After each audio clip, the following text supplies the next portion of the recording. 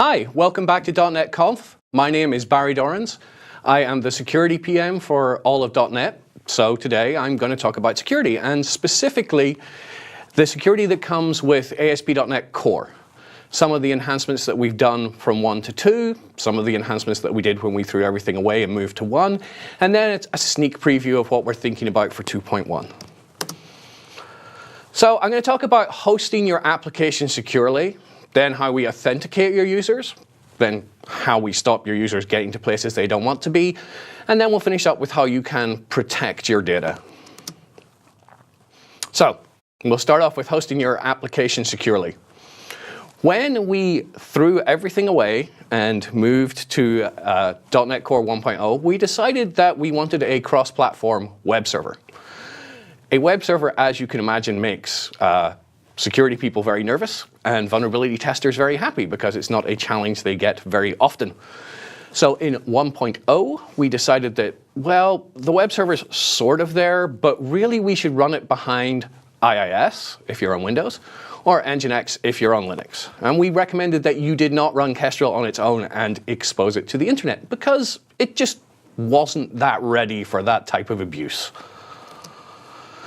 Now, in version 2, we will support you if you expose Kestrel directly to the internet. There are a bunch of configurations for security around timeouts, so you can tweak how Kestrel runs and how it reacts to certain types of attack. We've chosen what we feel are sensible defaults for all of those. We've built in HTTPS support because, let's face it, no one should be exposing a website on the internet now unless you're running over HTTPS. But we still recommend a proxy, just for that extra layer of security. But if you need the speed, the configurability of Kestrel, feel free to expose it to the internet and we will support you if things go horribly wrong.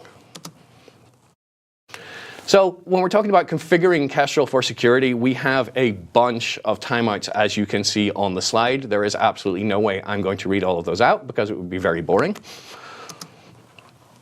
But those will enable you to tweak and help protect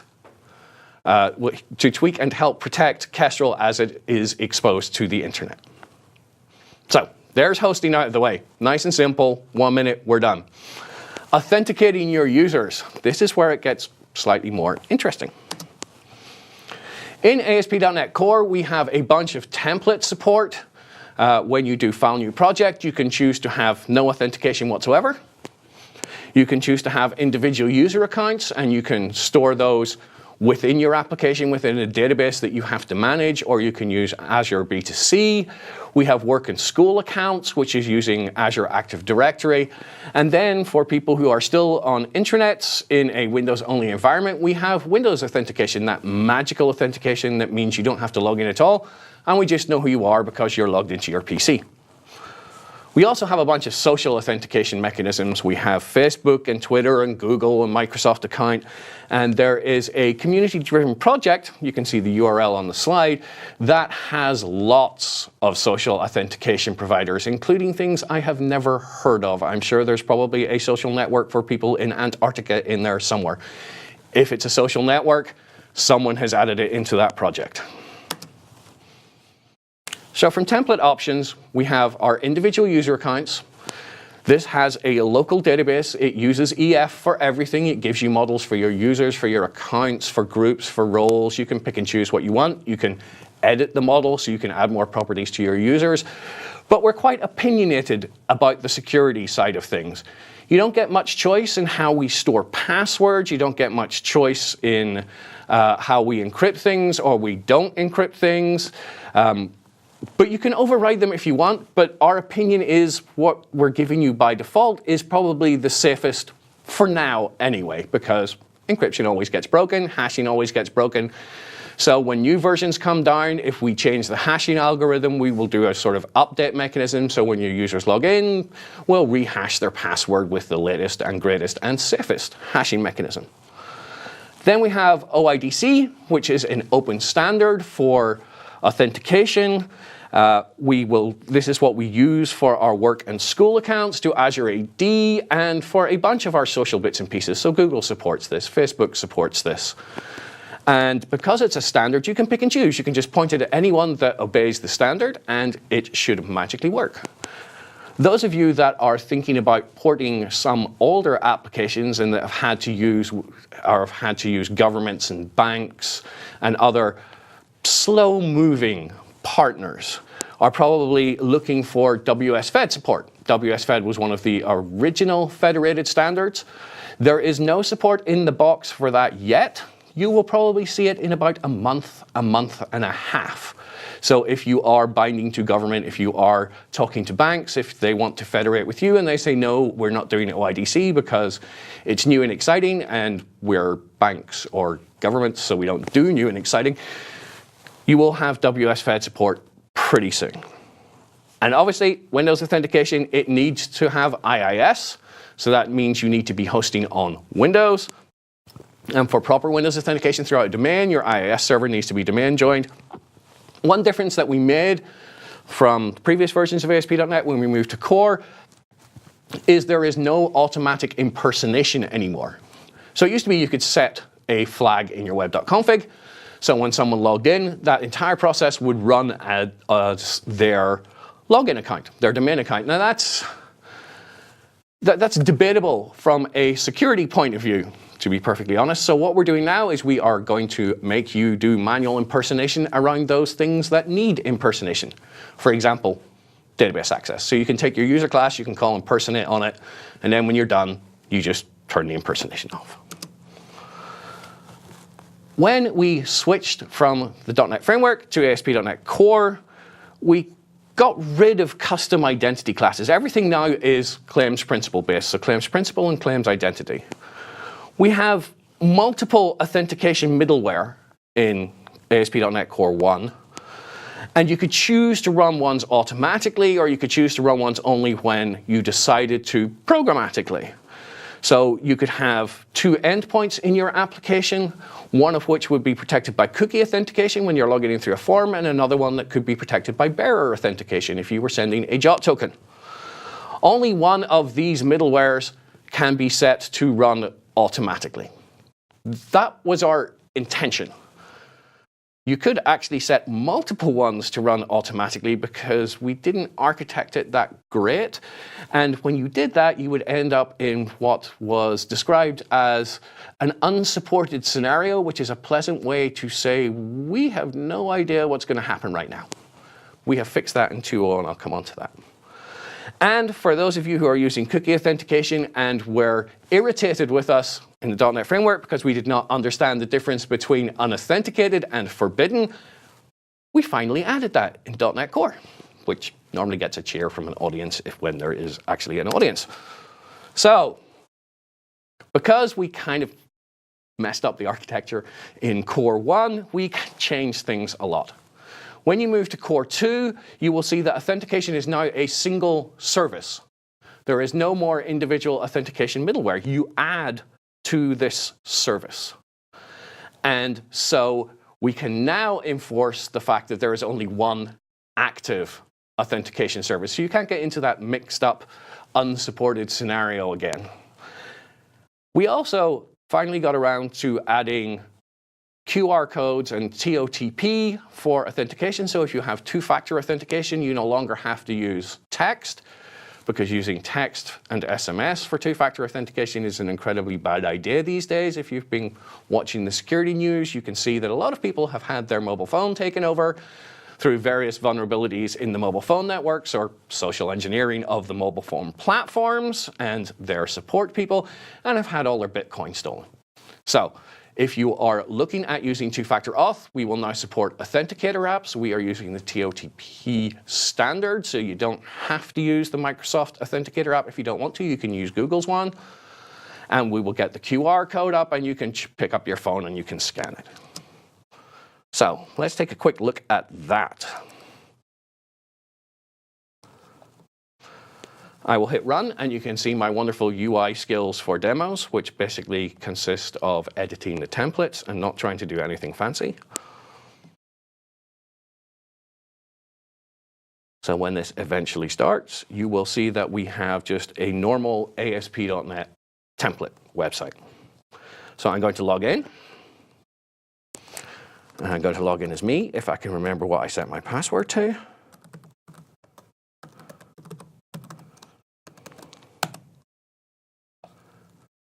And away we go. And if I go up and look at my profile, there is now an option for two-factor authentication. And if I choose Configure Authenticator App, you can see that we have the standard sort of TOTP flow that you would see. We have a QR code that you can scan in on your phone.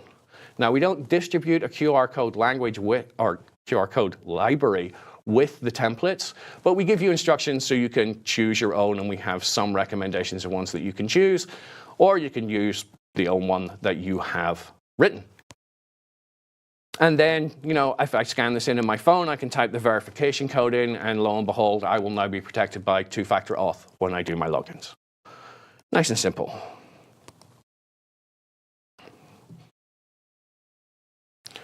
So if you're moving to Core 1 rather than Core 2, this is how we configure authentication. We're going to use app.use and then the authentication type, and then we have a bunch of options, and I can add another one and chain them on and so on and so forth. You will see that we have automatic authenticate and automatic challenge. Only set automatic authenticate and automatic challenge to true on one of your middlewares. In 2, it has changed. If you are migrating from 1 to up to 2, this is what you will have to do. You will have to add authentication in Configure Services, set your defaults for the authentication service as a whole, and then you add cookie, and you can set all your options for cookies, or you can add bearer and so on and so forth. And in your configure function, you just do app.use authentication.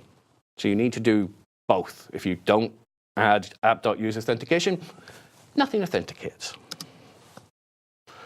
When you configure authentication in 2, because we've made this a lot harder to mess up, you now have like 4 different places where you can plug in what service is going to be used. The default scheme is, well, I only have cookie middleware, so everything can go to cookie, but you can swap between the service that you use to authenticate, the service that you use to sign in with, and the service that you use to challenge.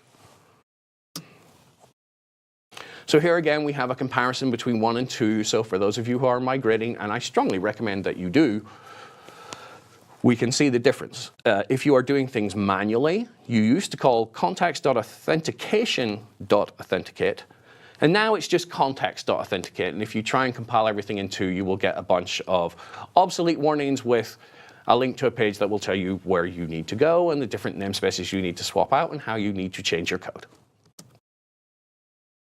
Lots of people want to do everything themselves. They may not like our identity solution. So it used to be really poorly documented in the days before Core of how you could use some of our components to support your own code. But we've documented it. And now you can just use cookie authentication to support you when you're writing your own backend database, your own login flow. And the reason I'd recommend this is that we are going to do encryption and signing and protection of your cookies for you. You don't have to think about this. It just magically works. And we will support this across multiple servers. We use a data protection layer, which I'll come on to towards the end of the presentation, but you can share your encryption keys between multiple machines in various ways, and it will all magically work through load balancing.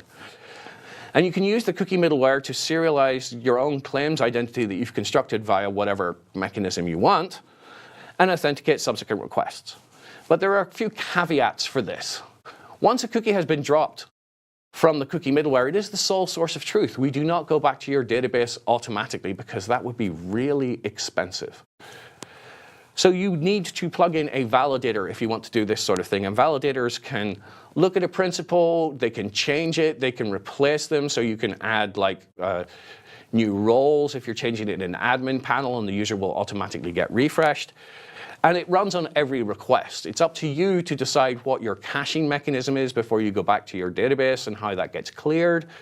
Identity uses this to support changes in a database, and it checks every 5 minutes. So I'm going to quickly have a little demo of how to bake your own cookies, and how to use the cookie middleware on its own because it's important to a lot of people. So if we switch back to Visual Studio, and I set my startup project, excuse me, the rain has started in Seattle, so of course now colds settle in. So here we have in our configure services, we have our adding authentication right here. And then I'm adding the cookie middleware and I'm setting some paths and I'm going to wire up a validator. And because we remembered to do it, down in configure, I am going to set app.use authentication.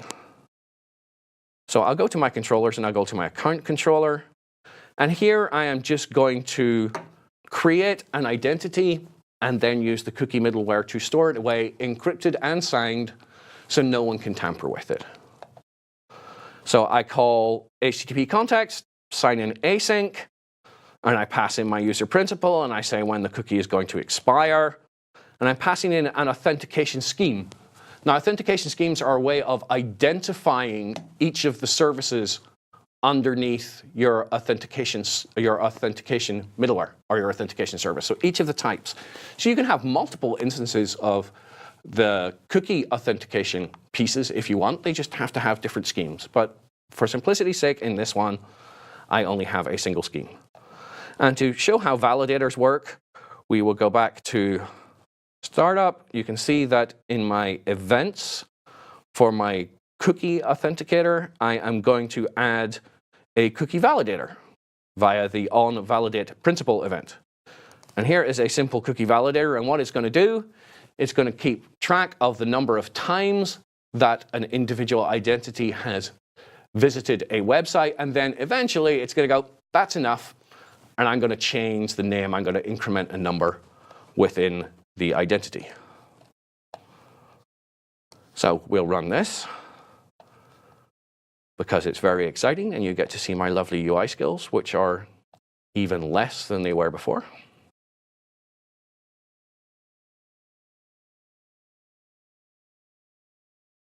So there's going to be no login page. I'm just going to write an identity out immediately because I don't need that. So I have hello Barry because my identity is Barry, and this number up here, well, that's the number of times that I have hit my validator and done a refresh. So I'm not going to do this on every request.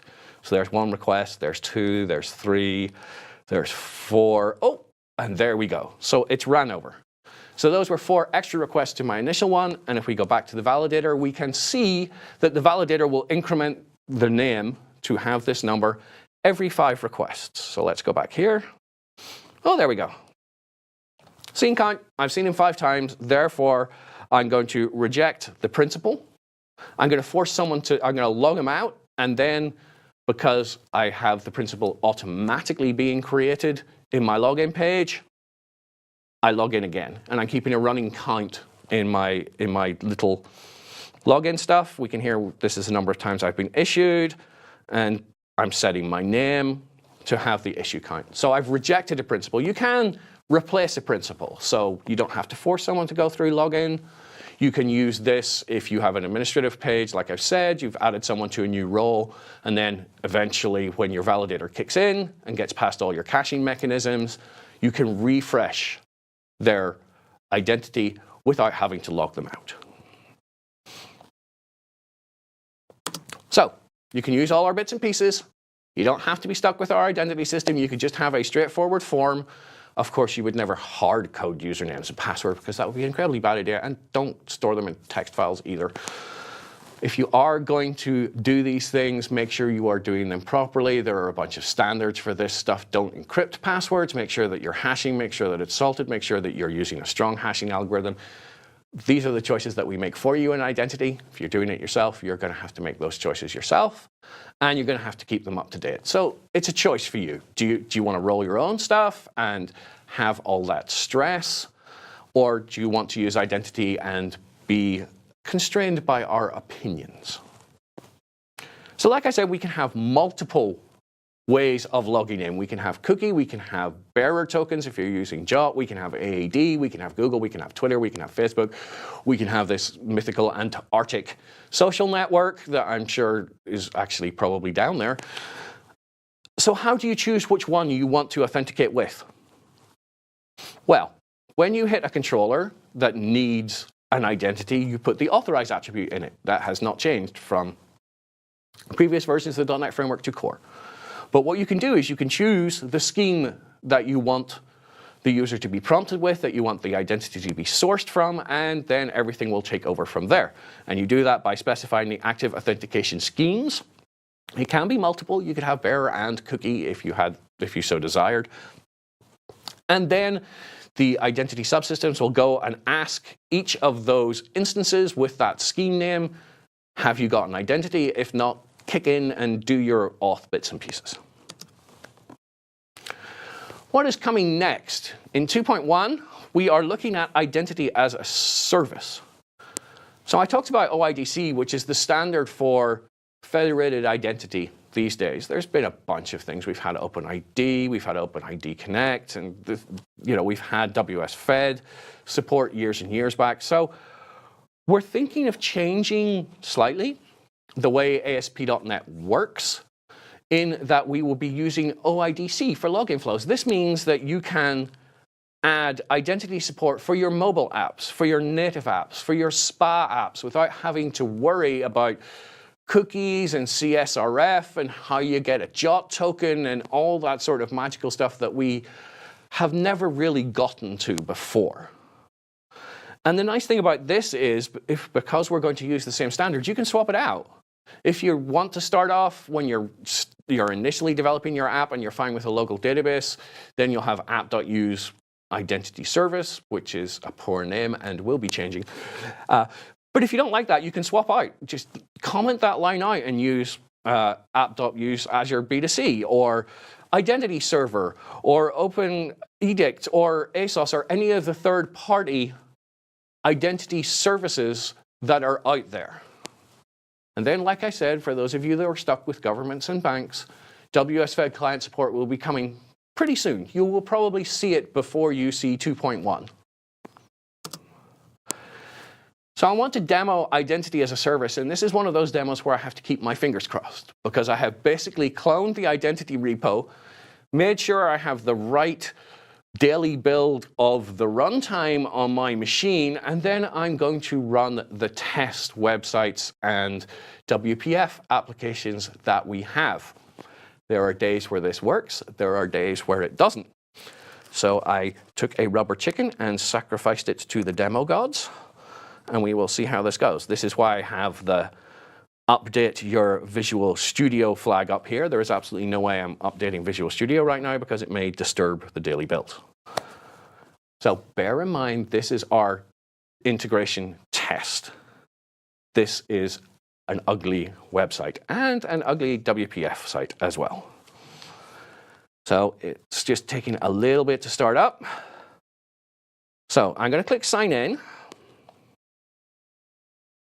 And then hopefully when it kicks in, you will see that the URL here is an awful lot longer than it used to be. This is because we're now doing OIDC. But there's nothing really changed from a user's point of view, or indeed from a developer's point of view.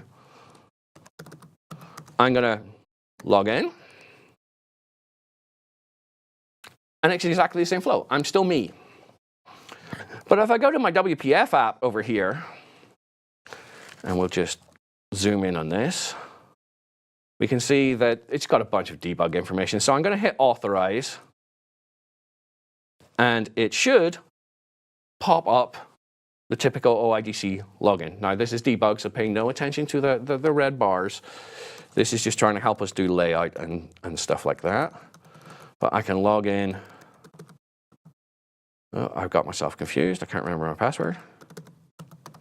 I was about to say it out loud. That would have been embarrassing.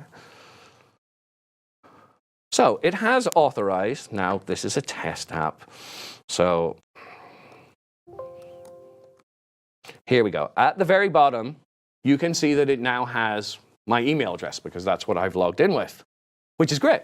I'm using open standards. I'm using OIDC to talk to an identity backend. Identity for us is just the backing stores and the classes around it. We're now using our open standard protocol, and I can quite happily use a WPF app. I can go over here, and then if I do a SPA app, I'm going to hit login with my SPA app. And this has all been done via the magic of JavaScript. And I have logged in because I already have the cookie. And you can see that I have logged in. And I can call a web API. I can send a JOT token back again. So you can see that there is some test code here that is telling me what is being sent. It's all very exciting, but not very pretty to look at. So this is where we're planning to go, hopefully in 2.1. There are a bunch of other stuff coming around with it. We'll have HTTPS certificate creation. We're going to create signing certificates for you and show you how to manage them. But remember, if you don't like identity, you can swap it out. You can swap it out for identity server if you have an identity server federation setup done already. If you don't like identity server and you want Azure to take care of it, you can swap it out to Azure B2C. You can swap it out for Azure Active Directory. It's just simple because now we're using the standard flows. So we've now got a user's identity, whether it's the old way or the new way. So we're going to talk about how we control access. And this is authorization. Lots of people try to extend authorization in the .NET framework, and it was not a pleasant experience for anyone. You would have to write a custom authorize attribute, which normally went horribly wrong, or would end up being insecure, or would throw weird exceptions and cause your application to crash. And we didn't like that. We wanted you not to have to go through that pain anymore. So we have switched how authorization works. Authorization is now all in code. You don't have to write an authorization attribute anymore. In fact, the authorization attribute is just a marker. If you subclassed it, if you wrote your own, nothing would happen because there's no code there. Instead, everything is done in code. We have the concept of authorization policies. Authorization policies may have one or more requirements, and each of those requirements may have one or more handlers. No, this may be confusing, but when I do my magical demo, it will all make sense, I promise. We also have resource-based authorization. Resource-based authorization allows you to go a little bit further and imperatively query whether a user can access something or not. If we take SharePoint as an example, you have a SharePoint library, and a user may have access to a SharePoint library. But the individual items within that library, they may not have access to. So those items are resources. And you would use resource-based authorization to access those. Everything is based in DI because all of .NET Core or ASP.NET Core is DI-based. And again, we can filter based on schemes. And if you don't like any of it, you can throw the entire authorization service away and write your own. I have a workshop on my GitHub repo there that is both for 1.0 and 2.0. If you're going to it and you want the 2.0 one, there's a link at the top that will take you to the right branch. If you haven't looked at this yet, I strongly recommend going through the workshop. It takes you through step by step from just logging someone in through authorizing based on username, which you should never do. I think we all know that. Through authorizing based on groups, authorizing based on roles, authorizing based on claims, all the way through to resource authorization. And then there's a little exercise at the end so you can prove to yourself that you've learned something. So let's talk about policies, requirements, and handlers. Policy is just a way of naming something. When we try and enter Microsoft buildings, those of us that are employees have a magical badge that we tap against the little black box and the door opens. So the policy there would be, do they have the magical badge and have they tapped it against the box? So we have requirements like that. Then there are certain doors that we cannot go through. I can't climb up onto the roof, for example. Apparently, I can't even come into the studios here because someone's probably worried about me stealing the cameras. So for those, we have an extra requirement. It's like, can the person actually enter this room, not just the building? And so we set a policy up and we specify our requirements, and every single requirement is evaluated. So if a requirement fails, we're still going to evaluate the rest, so you can do logging or any other sorts of side effects. And if they all pass, then the policy passes. And requirements are simple. They are just an implementation, just a class that implements authorization requirement. And again, it's a marker interface. So you can use this for parameters if you want, and I'll show this in a little bit. A requirement can have multiple handlers. So we take the I'm not allowed in here because I'm going to steal the cameras requirement. Well, we have multiple handlers. For that, we would use our building access handler, and then we would go off to some sort of authorization list for badge numbers. So 2 requirements for 1 handlers. You have to register your handlers in the DI system. Otherwise, it doesn't work, which is what I tend to forget every time I'm developing a new demo. So if your policies don't work, make sure that your handlers are registered in DI. Here is a simple authorization requirement. Nothing. Nice and simple. Marker interface. Here is our handler. So an authorization handler for office entry requirement. I'm going to implement handle requirement async. I get my context in. My user is on a context. And then I have the requirement that I'm being asked to fulfill. I'm going to do whatever work it needs to take to make a decision to see if I can fulfill that requirement. And if it is, I'm going to call context.succeed. If it fails, I'm going to do nothing, because there may be multiple handlers, remember. So another handler could fulfill this requirement based on the user. And then for policies, when we're adding authorization, we do options.addPolicy. We give our policy a name, and then we add all our requirements. And like I say, we remember to register the handler for the requirement. Now here I have the policy name as a string. To be honest, if you want my advice, you put a static class in the root of your application, and then you have public const strings for each of your names. So then you're just using that constant value, both when you're creating your policy and when you're trying to apply it. And let's talk about how we apply it. Well, we're back to our authorize attribute again, and we're just specifying the policy in our parameters. So our building entry requirement has now been applied to our building controller. So we're going to demo this. This is where I have actually tried to show off what little design skills that I have. So you can feel free to heckle via comments, because none of you are here in person, but believe me, people heckle in person when they see my stunning web design skills. So we'll start this up.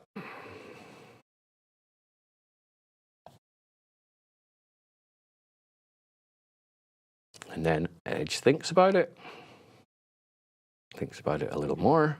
Okay, so building 18 is where I live. Building 25 is where I go when there are security incidents. It's the unhappy building where I have to go and explain what's gone wrong. So building 18 I can get into. So let's try and enter building 18, and this is where I sit. And I've got a bunch of access badges. I have my own. I have David Fowler's, which is the old style access badge because he's too cool for school to update to the fancy new ones. I've got Andrew Stanton Nurse, who has volunteered to be demoted to Contoso for the purposes of this demo. And here we have a temporary pass, which is what reception gives us when we forget our badges. And then they have to press a magical button and make the doors open. So this is a temporary pass that has expired. And we'll come on to why that's important in a minute. So I'm going into my building. So I can be me, I can enter my building, and that's great. Sign out again, let's go into my building. Fowler can come into my building and generally come and upset me, because that's what he does. We'll sign out again.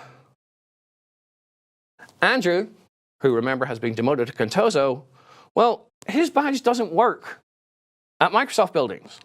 So our policy is saying, well, is this actually a Microsoft badge? So Andrew can't get in. And temporary badge that has expired, I'm going to click that, and my temporary badge won't work because it's expired. So let's just then also demo the MSRC building. So I'm going to go here, and this is the MSRC war room for serious security incidents. I can get in there, sign out, going to back in again. Now we know my temporary pass isn't going to work, and we know that poor old Andrew, who's been demoted to Contoso, can't work. David does not have access to this room because he'd be argumentative. So it keeps everyone's sanity. If I click on David, whilst David has a valid Microsoft badge, because you could see he could get into building 18, he can't get into the security war room, which is great. I should hide out there more. So let's look at the code for this. Here we have startup, and we are going to, wrong one. I am setting up a room access repository, which we'll come on to in a minute, but because everything is in DI, you can inject your databases into your authorization policy handler, so you can go off to a database and check. I'm going to have a Microsoft-only authorization handler, and then I'm going to have a specific room one. So if I go down and look at my handlers, Microsoft-only handler, there's my requirement, has nothing in it. Microsoft-only handler is going to look for a badge ID. And it's going to look for a badge ID that's been issued by Microsoft. So Andrew's badge, his Contoso badge, must have a badge ID, but it's not from the right people. So when you're evaluating identities, you should be checking the issuer. And my temporary badge is still a Microsoft badge. It's been issued by the right people, but I'm going to check to see if there is any expiry date. There's no expiry date on our normal badges, but there is an expiry date on the temporary badges. So I'm going to look for my access expires on for a temporary badge, and then I'm going to validate that it's still correct. So the badge is still valid. And you'll notice there is no context.fail. We'll talk about what context.fail does in a little bit, but I've got context.succeed.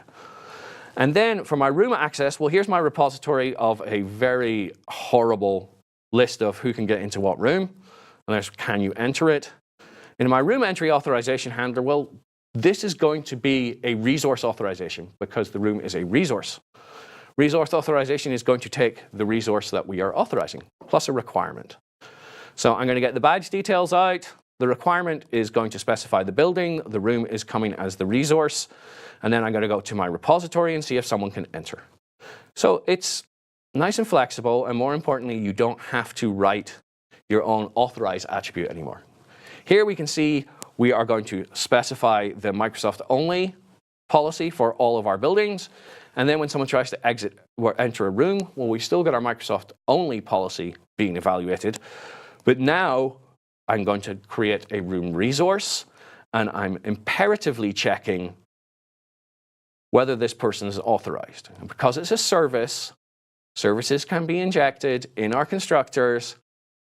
And then if I get back an authorization result of succeeded, I'm going to return my view. Otherwise, I'm going to say you're forbidden. And then security comes and drags Fowler out of the building in my dreams. So stunning web design skills, I'm sure we can all agree. Successful evaluation of a handler calls context.succeed with an instance of the requirement. An unsuccessful evaluation does nothing because remember, there can be multiple handlers for a single requirement. So if any of those handlers succeed, then the requirement has been fulfilled. So you don't want to do anything if your individual handler hasn't succeeded. There is a context.fail. It is there for horrific circumstances. It's there for, I've just checked the user has been fired database. It hasn't populated around to all our normal checks. So I'm going to fail no matter what. Even if something else has succeeded, I'm going to override that and fail. But it's not something you want normally. It's user has been fired or my database server is on fire kind of thing. So things to remember. Your handlers have to be registered in DI. And because they're in DI, you can inject repos, everything else. But if you're doing database access, please remember your DI scope. Otherwise, Entity Framework will throw a complete wobbler if you try and add it as a singleton. And check your claims issuer when you are examining claims, just to make sure that someone doesn't have a badge from Contoso. Then the imperative checks, we're evaluating policies in code. You don't have to do it as a resource, but you could just call the authorization service manually. You just inject iAuthorizationService service into your controller or any other class that supports DI. Then you call authorize async, and if it fails, return forbidden result, and the forbidden flow will kick in. You can also use this to adjust UI. This is where people get a little bit upset because there are two schools of thoughts about this. There is one school of thought that is, if you are using a view model, and you should be using a view model, please don't ever bind your EF models to MVC views. You should be setting the access evaluations in the view model, but some people don't want to do that, and they want to adjust. The view inside the view itself. So you can use Razor's DI system. You can do the @inject command. You can put it in view imports if you want to make it globally available, and then you can call authorize async and show and hide parts of your UI based on whether someone is fulfilling a policy or not. But when you are doing that, remember that just hiding something from the view does not restrict access to it. You need to do that check again within the controller method for the part of the UI that has been hidden, because otherwise someone can just type in the URL or submit a form with Fiddler and they will hit your endpoint. Just always duplicate your checks. Resource-based authorization. We had our room as a resource. So the building would have been a container and the room would have been an individual resource. So you can act on properties within the resource once you've pushed it through to the authorization bit. So consider a Word document. The current user could own a Word document because their author, the author property inside the Word document is them, so they can edit it. But you could also have administrators that are allowed to delete Word documents. So you have two checks. You have an administrator, can they do this delete operation? And you can think of the operation as a requirement, or the user can do it. So there are two ways to fulfill it again, but you can act on whatever is in the resource, how you like. Here's an example of a resource authorization handler. It looks exactly the same as a non-resource authorization handler, except there's an extra parameter, which is, surprisingly, the resource. So it gets passed into handle requirement async, and lo and behold, we can do things on the resource properties, and away it goes. And like before, because you want to limit things by schemes, if you have multiple schemes, you don't have to hard code them within the authorize attribute. You can put them in your policy right here. This is the sort of way that we expect you to do JOT authorization for cookie or for web APIs when you normally have cookie auth, rather than doing all sorts of weird, funky stuff based on the path. We're going to come on to protecting your data. Data protection is kind of hard. It's hard to get encryption right. It's even harder to get encryption safe.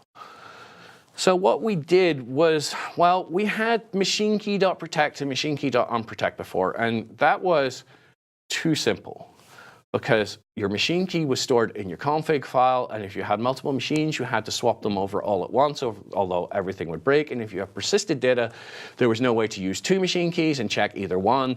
It was horrible. And so we threw it away. This does mean you have to do a little bit more work. But data protection is a one-stop shop for encryption and signing. There's no more machine key.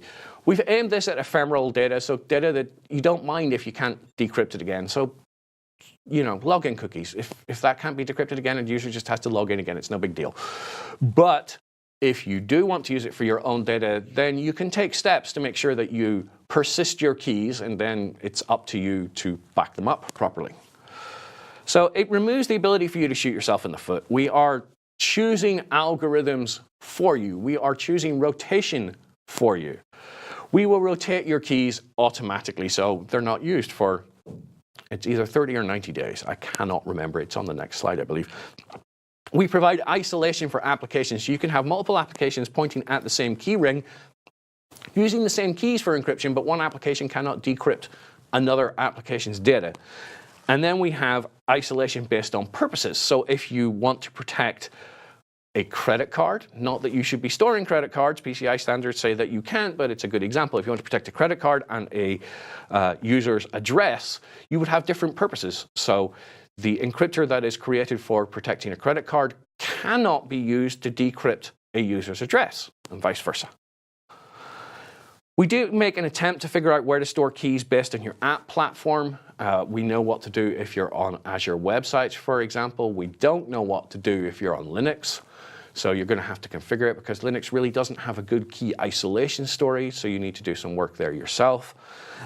And if you want to write your own, if you want to store it to SQL, if you want to store it to MongoDB, whatever, you can write your own. It's incredibly simple. You are basically storing a piece of XML that we give you, and then you have one other function, which is tell me all the keys that are in your database or in your store. And that's it. It sounds hard, it's not. And we have the ability to support custom algorithms. Most of you, this is not for you. Do never ever write custom encryption algorithms. This is basically for Russia. The Russian government mandates that you should use an algorithm that they are happy with, that is theirs. So you can write a plugin for Ghost if you so wish. Here are our defaults. Here was the next slide. So we are creating a 512-bit master key. We are rolling it every 90 days. These are the defaults that your security people will want to know and that you should never have to care about. If things change, if suddenly someone has cracked HMAC SHA-256, which will be a horrible day, we're still getting over SHA-1, to be perfectly honest, we can change this in our code and it will flow upwards. It'll still be able to decrypt your old stuff, and then when you keep using it, it will magically use the new stuff. So key stores. Azure Web Applications have a special synced folder. It does not work over Azure slots. There is no concept of a storage common between slots, but it will work if you spin up one instance, say in US West, and then you spin up another one in US East, and then you go across to Amsterdam and you go across to Dublin. The keys will flow magically. If you're running underneath IIS with the user profile, we default to the registry, and then we use Machines DP API, and we ACL it. If you're in IIS with the user profile, we stick it under app data, and again, we use Windows DP API to protect it. If you're a Linux, the default that we have, the only thing that we can do is in memory, and then we discard your keys when your application stops. But you can set it to just use a folder on disk. And then it's up to you how to protect that folder. So protections for Windows, we can use DP API NG. You can use an X509 certificate, or you can just leave them unencrypted, which is a really silly thing to do. We also have blob storage for key stores. We have Redis, where you don't really care whether it gets thrown away or not in case the cache gets emptied, but you can configure Redis for permanent caches. And then for Azure Key Vault will be coming in version 2.1, so you can hook it up to your Azure Key Vault. We will create a key, and then it will get magically rotated, and away it goes. You can use data protection yourself. You create a data protection provider. You inject it into your controller, and then you create a data protector from it, and you set a purpose, and purposes, like I say, are used for isolation.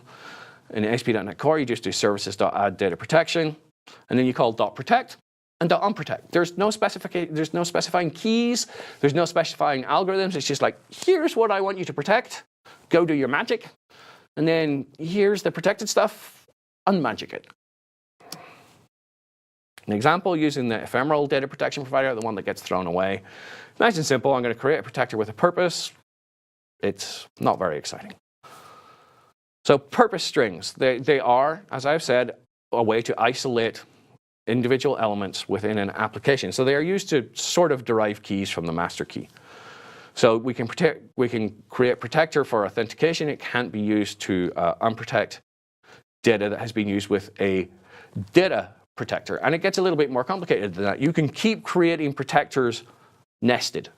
So I could have an authentication protector, and then I could, underneath that, create a protector for cookie, or a protector for bearer. The parent protector can decrypt the things that are underneath, so cookie and bearer, but cookie cannot decrypt bearer, and bearer cannot decrypt cookie. So there are some caveats for purposes. Do not use user input for this, because then obviously an evil person could quite happily use whatever they want as a purpose and perhaps bypass your app isolation. We like the idea of you using namespaces, classes, and versions. So the way to configure data protection, select your key store, select your encryption mechanism for the key store. You can change the key expiry policy and set an application name. Now, we said that we automatically isolate based on application. If you don't want that, you just have to set the same application name within 2 applications or 3. Here's how we persist to a file system. There's how we choose a certificate, or you can pass in a PFX, and we're setting our application name. So we have some compatibility pieces for this. It's not back compatibility. What we have is forward compatibility. So what you do is you take your old app, and if it's running on .NET Framework 4.5.2, and you're against .NET Core 1, or 4.6.2 against .NET Core 2, we replace the machine key.protect and machine key.unprotect with the new bits. So you have to configure the key rings and everything else. And then when your old application writes a forms authentication cookie, your new application can share it. We're not doing back compat. We're dragging your old applications forward, frankly, because it's safer and more secure. So that is pretty much it with my exciting demo. So I've got some questions. Lena says, is there going to be a template for identity for web API? Yes, there will be. I believe there's the start of it in the identity repo. You can go take a look. But there is definitely going to be a template. So you can have an API app. We will have an HTML page that probably uses Angular to just go talk to the OIDC bits and pieces. Brian says, are there any templates out there that shows how to use .NET Core with Azure AD B2C? Yes, the Azure AD B2C people have templates for this. Integrating it with SPA frameworks like Angular, again, I'm going to point you to the Azure B2C people because they have a bunch of demos. Okay, then there is a next question, which can scroll up. I would see the next question. Oh, there we go. What about Active Directory LDAP support? Okay. We're thinking about bringing back the LDAP libraries. .NET Core has it on their backlog. I could not give you a time scale for it. There are third-party LDAP libraries out there right now. Someone ported the old Novell one from .NET across to .NET Core. So you could use that in concert with the cookie bits and pieces to then persist your identity. But we'll have a supported directory services namespace at some point in .NET Core. I don't know if it's coming in .NET Core 2.1 or 2.2. I believe there was some discussion yesterday of what was coming up and a desktop compatibility package. You might want to go back and look at some of the .NET Core presentations from yesterday, and they may cover it. But it is coming. Mike Renz asks, if Configure Services adds 2 authenticators, OpenID Connect, that is automatic, and JotBearer, that is not automatic, how does Kestrel or IS know which authenticator to use? Okay, so, yeah, okay, this is difficult. The automatic one runs automatically. Tautology, sorry. The JotBearer one does not. We cannot tell which one to use. You have to tell us either via your policy, and we can skip back to, actually, let's see if we can find it again. If we skip back, we have the authorize with active authentication schemes. Where are you? Configuring it. So here we go. We have this one. Let's zoom it in. We have authorize active authentication schemes equals bearer. So you would put that on your API endpoints, on the controllers that you want to have Jot. Everything else will use the automatic one when you do authorize. If you want to use both, well, this active authentication schemes is a comma delimited list. And you can do this in a policy as well. There's a property on the policies if you want to express it in code rather than inside an attribute. And you can do them both that way. There's no way for us to tell what to do, especially with OpenID Connect. It's an actual specific gesture that gets done in code. We don't know if something is a Jot bearer token because then we'd have to parse it, and we can't parse it because it may be encrypted, and bearer is just meant to be an opaque string. So you have to make the decisions yourself, either in the authorize attribute or in the policy. And I hope that clears it up. If it does not, you can tweet me as @blowdart, and I will try and answer it in a little bit more detail. Do we have any other questions? I don't believe so. So with a minute to go, I think that's it. I hope this has given you a good overview of why we change things and how you can make use of it, and also where we're going. Don't forget, this is all open source. If you have problems, you can flag issues in the identity repo underneath the ASP.NET org, and then you will get me looking at them and then making one of the developers answer, because they know more than I do. I'm just a PM. I take all the responsibility for the work and all the glory. They do the hard stuff. Thank you very much for watching. I hope this has been useful, and enjoy the rest of your conference.